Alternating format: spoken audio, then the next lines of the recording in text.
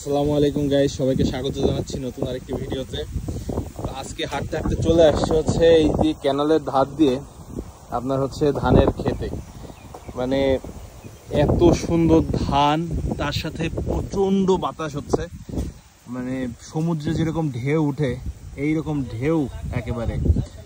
মানে ধানের যে গাছ হয়েছে একটু বড় হয়ে গেছে এখন, এজন্য একেবারে এই যে ঢেউগুলা সুন্দর বোঝা যাচ্ছে। আর এই চারপাশের পরিবেশ এত সুন্দর যে যারা দেখবে তারাই বুঝতে পারবে যে এই সৌন্দর্য কতটা মনোমুগ্ধকর। মানে আপনারা হয়তোবা ক্যামেরায় বা মোবাইলের সামনে বসে দেখছেন, তাই হয়তোবা অনুভব করতে পারছেন না। আবার যারা গ্রামে থাকে বা এর আগে থাকতো বা গ্রামে যায় দেখে এইগুলো, তারা অনুভব করতে পারবে যে আসলে এই চিত্রটা দেখলে মনের মধ্যে কতটা আনন্দ আসে।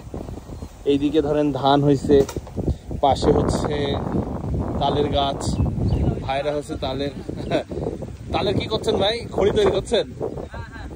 বাহ, তালের খড়ি কাজ করছে। এই যে দেখেন এই তাল গাছের তালও কিন্তু খাইছি, কিন্তু সেটার ভিডিও আপনাদের সাথে শেয়ার করতে পারিনি, কারণ এমন সময় আমরা তাল খাইছি যে সময় ভিডিও করা হচ্ছে একটু টাফ হয়ে যায়, মানে সন্ধ্যার পরে অথবা রাত্রে। তো এই গাছের তাল খাইছি, এইদিকে যত গাছ আছে এইদিকে এই গাছগুলোরও তাল খাইছি। আর এইদিকে কিন্তু রাস্তার কাজ চলছে। এই যে দেখেন গ্রামের মধ্যে দিয়ে একেবারে মেঠো পথ ধরে রাস্তার কাজ চলছে। এই যে ওইখানে মেশিন আসছে। আর এইদিকে কিন্তু আপনার একটু সামনে গিয়ে দেখবেন ওই যে বড় বড় যেগুলো দেখা যাচ্ছে ওইখানে, ওইগুলা কিন্তু হচ্ছে আপনার পাট গাছ, পাট বুনছে, ওইগুলো অনেক বড় হয়ে গেছে। এই যে দেখেন এখন বাতাসটা আসছে, এত সুন্দর লাগছে। মনে করলাম যে আপনাদের সাথে একটু শেয়ার করি, তাহলে আমারও ভালো লাগবে, আপনাদের এগুলো দেখে ভালো লাগবে। আসলে গ্রামের পরিবেশ যত দেখবেন তত আপনাদেরকে মুগ্ধ করবে। এই যে দেখেন এইদিকে ধান লাগাইছে, এইদিকে আবার আরো ধান আছে। মানে এই রাস্তা দিয়ে যখন হেঁটে যাব তখন একটা অন্যরকম আনন্দ অনুভূত হয়। দেখছেন এইদিকে কিন্তু ধান হয়েছে, এইদিকে ধান আছে, এইখানে ধান আছে, অসাধারণ।